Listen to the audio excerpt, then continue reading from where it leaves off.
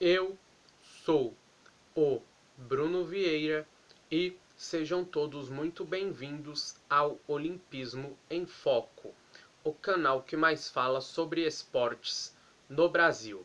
Meus queridos e minhas queridas, ontem tivemos aí o segundo dia da Copa Piquet, que é a Copa Davis. Inclusive o jogador do Barcelona teve participação neste novo formato, né, da Copa Davis. E eu particularmente não gostei desse novo formato, prefiro mil vezes o antigo, principalmente porque eu sou um fanático por torneio, que é mata-mata do começo ao fim. Mas enfim, pessoal, seguindo o baile e falando aí do que aconteceu ontem na Copa Davis, no grupo A Sérvia folgou, a França bateu o Japão por 2-1. No primeiro jogo, o Wilfried Tsonga bateu por 2-0 o Yasutiko Ichiyama. E a diferença no ranking entre os dois foi traduzida em quadra. Duelo entre o atleta número 23 na WTA contra o atleta número 184. Não à toa parciais 6-2 e 6-1. O Tsonga jogou demais. O atleta nipônico teve dificuldade, não conseguiu desenvolver o seu jogo e a França abriu 1-0 no duelo. No segundo jogo de simples, o Gael Monfils foi surpreendido, perdendo por 2-0 para o Yoshito Nishioka, parciais de 5-7 e 2-6, diferença no ranking grande também, o décimo contra o atleta número 73 apenas.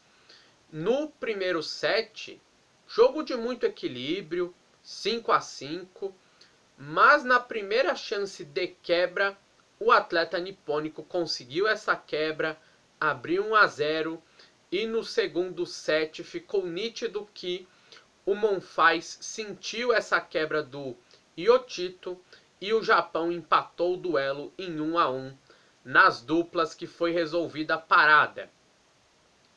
No duelo de duplas, o Pierre-Hugues Rubé e o Nicolas Mahut, que são aí uma das melhores duplas do mundo, tiveram problema. Ganharam por 2-1 do Ben McLachlan e do Yasutiko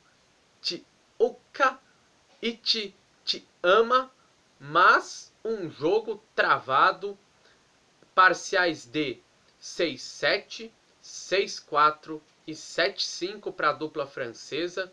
O primeiro set tivemos um jogo onde as duas duplas tiveram dificuldade para confirmar os seus saques. Tivemos 5 quebras de serviço, que é quando a dupla que saca não consegue fazer o set, né? Bom explicar isso aí para quem não é familiarizado com o tênis.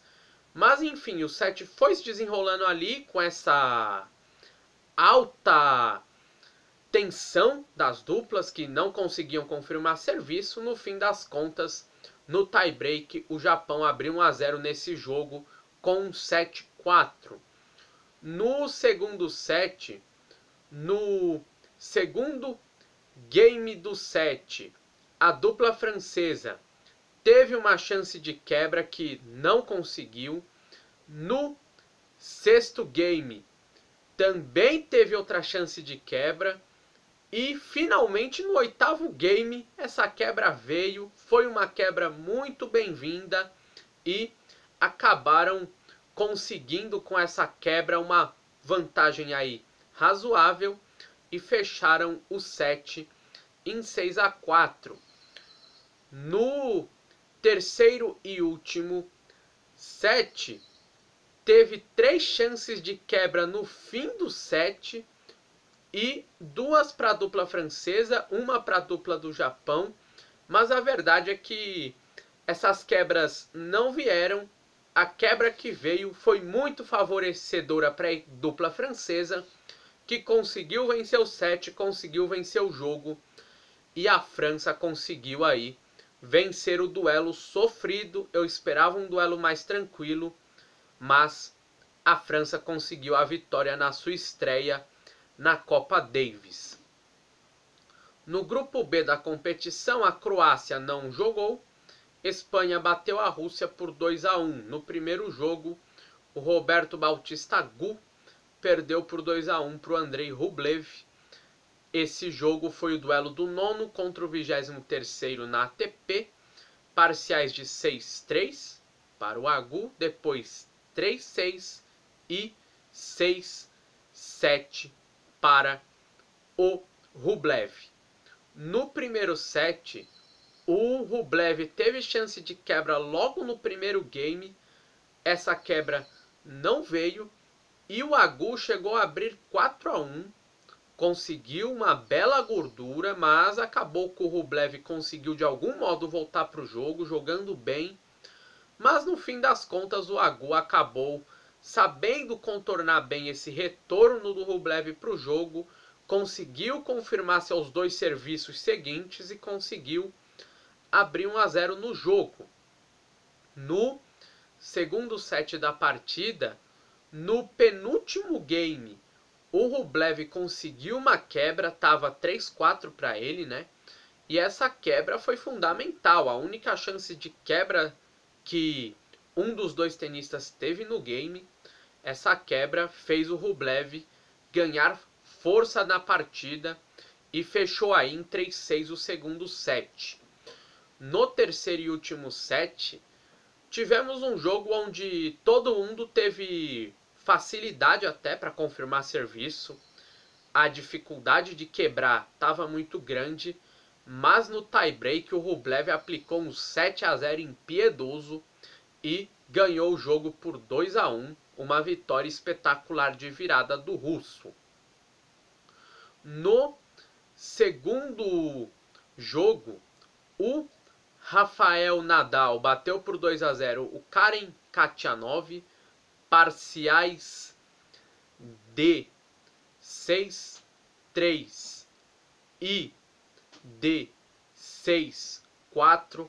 O Nadal no primeiro set chegou a abrir 4-1, poderia abrir 5-1 inclusive, porque teve chance de quebra, mas essa quebra não veio, mas no fim das contas deu tudo certo.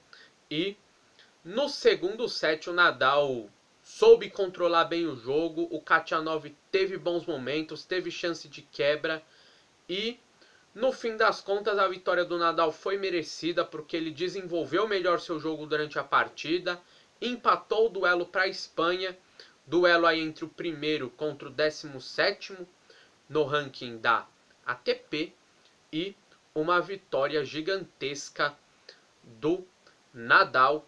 E no jogo de duplas, o Marcel Granollers e o Feliciano Lopes bateram por 2-0. Karen Khachanov e Andrei Rublev 6-4 e 7-6, um jogo bem equilibrado.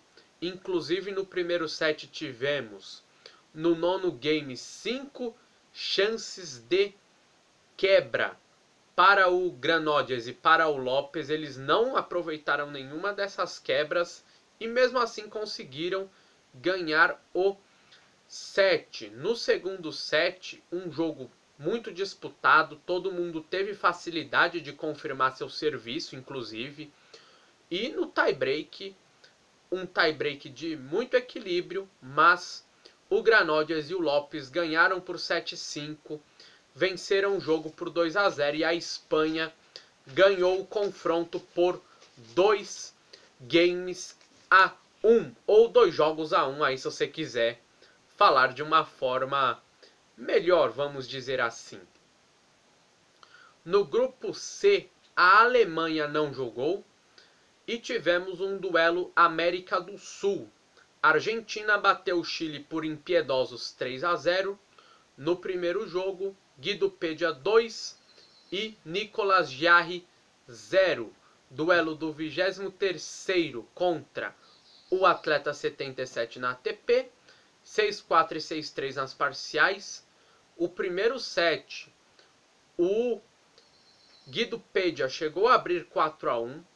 Inclusive, o Jarry poderia aí ter feito algo melhor, poderia ter impedido um set mais confortável, vamos dizer assim, do Pedia, porque ele teve uma chance para abrir 5-4 neste primeiro set, mas o Pedia conseguiu uma quebra importantíssima e essa quebra deu a ele a vitória praticamente, porque no game seguinte do set ele acabou confirmando seu saque e abrindo 1-0 no jogo.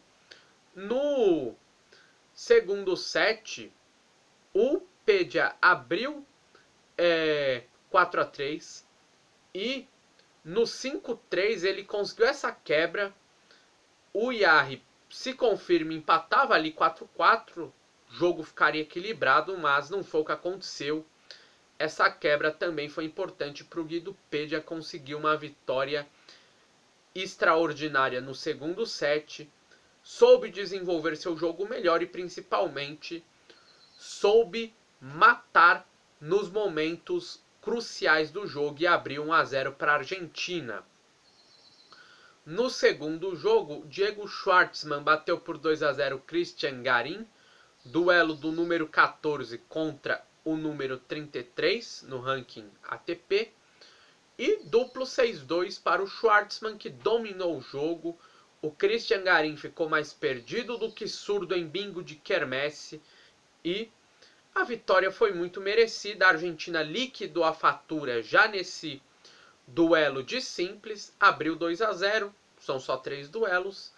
E nas duplas a Argentina conseguiu mais uma vitória. Máximo Gonzalez e Leonardo Mayer, que jogaram muito esse ano inclusive, ganharam por 2-0 de Nicolas Jarry e Hans Podilpinic, parciais de 6-3 e 7-5.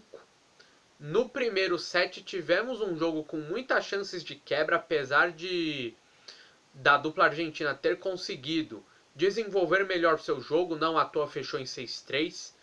Foi um jogo com bastante oportunidade aí para as duas equipes conseguir, entre aspas, roubar o saque do adversário, algo que não aconteceu. Quando aconteceu, a dupla argentina abriu 1-0 no jogo. E no segundo set, tivemos uma oportunidade de quebra para cada lado. E quando houve essa quebra, foi ali nos finalmente do jogo, quando estava 5-5. Gonçalves e Mayer conseguiram essa quebra, e essa quebra deu à Argentina a vitória por placar máximo 3-0. No grupo D, a Bélgica folgou. A Austrália bateu a Colômbia por 3-0. No primeiro jogo, Nick Kyrgios 2, Alejandro Gonzalez 0, duplo 6-4 para o Kyrgios. Duelo do 30º contra o 470 no ranking da ATP. Apesar aí do jogo ter uma diferença grande de ranking, o Gonzalez teve bons momentos no jogo, conseguiu até jogar bem contra um dos melhores do mundo. Kyrgios, apesar de ser aí um, entre aspas, bad boy do tênis, ele é um atleta que realmente tem muitos problemas. Não à toa já foi suspenso algumas vezes por isso, já aprontou todas. Inclusive o Kyrgios já chegou a falar que não gosta de tênis, prefere futebol ao tênis. Mas é um tenista que tem qualidade. Se ele focasse mais em jogar, ele seria fácil top 10 da ATP, porque é um tenista muito talentoso. No quinto game do primeiro set, o Gonçalves chegou a abrir 40-15, mas não conseguiu fechar o set. O Kyrgios conseguiu voltar, conseguiu confirmar seu saque, e no desenrolar do jogo acabou que o Kyrgios conseguiu aí vencer por 6-4 o primeiro set. No segundo set tivemos 8 chances de quebra e os dois tenistas erraram bastante, não à toa tudo isso aí de oportunidade de quebra.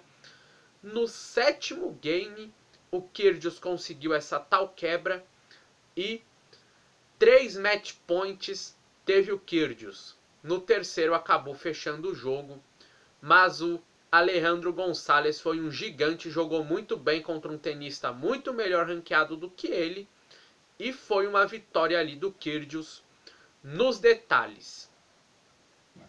No segundo jogo, o Alex de Minaur bateu por 2-0 Daniel Galan, 6-4 e 6-3, duelo do 18 contra o 194 no ranking. No primeiro set tivemos 7 chances de quebra. Foi um jogo que os dois tenistas conseguiram responder muito bem o saque do adversário. No sétimo game, o de Minaur conseguiu quebrar e isso foi fundamental para no desenrolar ele conseguir abrir 1-0 no jogo com 6-4. No segundo set, cada um conseguiu ter 2 oportunidades de quebra. O de Minaur chegou a abrir 5-1. O Daniel Galan conseguiu voltar para o jogo, mas já era tarde quando ele conseguiu voltar para o jogo. E o Alex de Minaur acabou vencendo aí por 2-0. Abriu 2-0 para a Austrália no jogo. E a Colômbia deu tchau para a Copa Davis com 2 derrotas. Havia perdido nos duelos de segunda-feira para a Bélgica. Mas enfim, foi uma participação legal aí da Colômbia, um país que tem evoluído muito no mundo do tênis. No duelo de duplas, que foi só protocolar, o John Peers e o Jordan Thompson bateram por 2-1 Juan Sebastian Cabal e Robert Farah, 6-3, 3-6 e 7-6. No primeiro set, a dupla da Austrália conseguiu uma quebra importantíssima, abrindo 5-3. E essa quebra não só foi importante para eles, como foi importante inclusive para fechar o set e abrir 1-0 no jogo. No segundo set, a dupla colombiana não sentiu mentalmente essa quebra, não sentiu ter perdido o primeiro set, conseguiu abrir 3-0 dentro do set. A dupla da Austrália até tentou voltar, mas era tarde e a Colômbia empatou o jogo. No terceiro set, logo no primeiro game, 4 oportunidades de quebra para o Peers e para o Thompson, e a dupla australiana chegou a abrir 3-1 no jogo, mas os colombianos foram raçudos, voltaram para o duelo, conseguiram igualar. No tie-break, os colombianos, não gosto de falar essa palavra, mas vou falar, deram uma pipocada. Eles abriram 6-2, ou seja, tiveram 4 chances para matar o jogo, não mataram. E é aquela história, quem não mata jogo no tênis, perde. E no tie-break 8-6 para a dupla australiana, que venceu o jogo. E a Austrália liquidou aí a fator em 3-0, abriu uma vantagem boa aí para o duelo contra a Bélgica, né? Quem ganhar vai para o mata-mata da Copa Davis, mas se por acaso a Austrália perder para a Bélgica, esse 3-0 pode aí servir para, no fim das contas, pôr a Austrália nas quartas de final da competição. No grupo E, a Grã-Bretanha folgou e o Cazaquistão bateu a Holanda por 2-1. Antes que você faça aí alguma comparação com outro esporte, não foi uma zebra esse resultado. O Cazaquistão atualmente tem tenistas melhores do que a Holanda e foi um resultado aí que era esperado. No primeiro jogo, o Mikhail Kukutkin bateu por 2-0 o Botic van de Zandskrup. Nome complicadíssimo, mas o jogo foi fácil para o Kukushkin. Duplo 6-2 para ele. Duelo aí, diferença grande no ranking, os 67 contra o 200. E essa diferença de ranqueamento se traduziu em quadro. Kukushkin desenvolveu melhor seu jogo, conseguiu impor seu ritmo. Não à toa essa vitória cachapante por 2-0 e um senhor 2-0, duplo 6-2 na partida. No segundo duelo, o Alexander Bublik perdeu por 2-1 para o Robin Haase. Duelo dos 57 contra os 163 no ranking. Parciais de 5-7, 6-3 e 6-7. No primeiro set, no quinto game do set, o atleta do Cazaquistão teve ali oportunidades para conseguir quebra, algo que não aconteceu, mas quando o set estava 5-6 para o holandês Haase, ele conseguiu a quebra e conseguiu a vitória por 1-0. Essa quebra foi importantíssima para ele. O jogo estava 5-5, conseguiu quebrar para 5-6, abriu 1-0 no jogo, mas o Bublik não sentiu essa quebra do atleta da Holanda. Ele chegou a abrir 4-1 no set.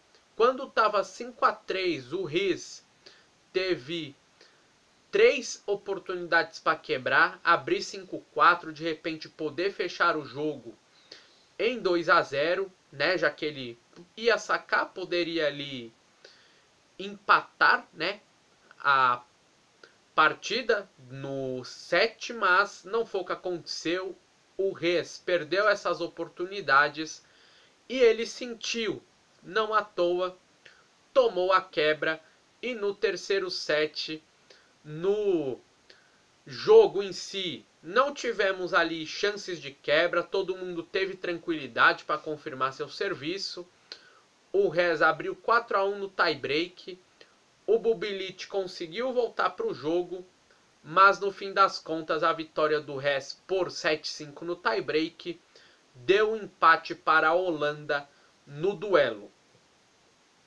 No duelo de duplas, o Mikhail Kukushkin e o Alexander Bublik bateram por 2-0 Robin Haase e Jean-Julien Rojer. O Haase, que não é um especialista de simples, mas na dupla jogou muito bem este ano, parciais de 6-4 e 7-6. No quinto game do primeiro set, o Kukushkin e o Bublik conseguiram uma quebra importantíssima, e essa quebra foi a única chance de quebra do set. Essa quebra praticamente selou a vitória deles, porque mesmo sendo uma quebra cedo, ali ainda quinto game, foi uma quebra que deu maior tranquilidade. O Haase e o Jean-Julien Rojer sentiram um pouquinho o jogo, mas mesmo assim conseguiram ali ter um bom desenvolvimento e acabaram perdendo por ter perdido esse saque importante. No segundo set, a dupla Kazakh teve 2 chances de quebrar saque, algo que não aconteceu. O jogo foi se desenrolando bem, as duas duplas conseguindo confirmar serviço, mas no tie-break 7-2 para a dupla Kazakh. O Cazaquistão venceu o duelo por 2-1, sai na frente nesse grupo. E, inclusive, o Cazaquistão vai aguardar aí hoje Grã-Bretanha contra Holanda. Uma vitória da Grã-Bretanha seria interessante para o Cazaquistão definir nos jogos de amanhã se passa ou não para a próxima fase da Copa Davis. O Cazaquistão pode aí ser uma surpresa do mata-mata. Essa vitória coloca o Cazaquistão na briga por qualificação. No grupo F, a Itália folgou. A Itália joga hoje contra os Estados Unidos e temos o primeiro qualificado da Davis, é o Canadá, que bateu os Estados Unidos por 2-0. Neste duelo, não tivemos jogos de duplas. Os jogos de duplas foi o walkover em favor dos canadenses. O duelo já estava ali resolvido e não tinha por que jogar dupla, mas poderia ali, né, ter a formalidade e o jogo em si. Enfim, indo aí para os acontecimentos, no primeiro jogo, Estados Unidos-Canadá, o Rayleigh Opelka perdeu por 2-0 para o Vasek Pospisil. Nome complicado, mas um dia eu falo direito. O nome aí do tenista canadense. Duplo 6-7 para ele. Duelo do 36 contra o 152 do ranking. O Opelka, como sempre, um atleta que saca muito bem. Ele é um tenista que tem facilidade até para confirmar, mas tem dificuldade para quebrar o adversário. Eu queria um duelo aí do Opelka contra o Karlovic para ver o que ia acontecer, né? Porque são dois tenistas que têm muita facilidade de saque, mas quebrar o adversário não é muito a deles não. E esse duelo eu tenho certeza que ia durar até 2025, porque enfim, seria um jogo bem duradouro. Mas enfim, falando aí de Opelka contra Pospisil, no primeiro set, um jogo sem tanta oportunidade de quebra. Nenhum dos dois tiveram dificuldade para confirmar seus serviços. O Opelka principalmente, né, porque ele é o rei do saque aí na ATP. E no tie-break, sim, o Pospisil abriu boa vantagem. 6-3, o Opelka voltou para o jogo, conseguiu reduzir para 5-6 essa vantagem, mas na hora dos finalmente o Pospisil mostrou porque que tem um mental muito bom e conseguiu abrir 1-0 no jogo. No segundo set, o Pospisil chegou a abrir 5-2 dentro do set. E o Opelka voltou para o jogo, conseguiu levar o jogo para o tie-break. No tie-break, o Pospisil chegou a abrir 5-2 de novo. O Opelka voltou de novo, mas no fim das contas, a vitória foi mesmo do Pospisil por 9-7 e o atleta canadense abriu aí 1-0 para o seu país no duelo. Para fechar o vídeo, no segundo duelo aí do confronto norte-americano entre Canadá e Estados Unidos, o Taylor Fritz perdeu por 2-0 para o Denis Shapovalov. O Taylor Fritz, que é um atleta que não está tão bem ranqueado assim na ATP. O Shapovalov é um atleta bem melhor ranqueado que ele. O Shapovalov é o número 18 no ranking. O Taylor Fritz é apenas o 89, enfim. No primeiro set da partida, tivemos um jogo bem disputado, apesar aí da diferença de ranqueamento, e só foi resolvido no tie-break. O atleta do Canadá, o Denis Shapovalov, conseguiu 6-8, mas antes ele teve duas chances de set point que ele não aproveitou. Mas esse primeiro set foi um set onde os dois tenistas tiveram ali muita chance de conseguir confirmar serviço e fizeram isso.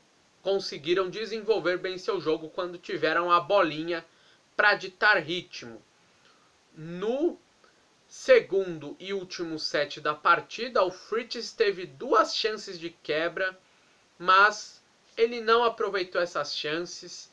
E isso foi crucial para a vitória do Shapovalov, porque o Shapovalov desenvolveu bem o seu jogo. O Taylor Fritz ficou perdido por não ter conseguido essas duas quebras, oportunidades, né, que ele teve. Enfim, os dois match points que o Shapovalov teve, não aproveitou o primeiro, mas no segundo matou o jogo. Foi uma vitória gigante do canadense.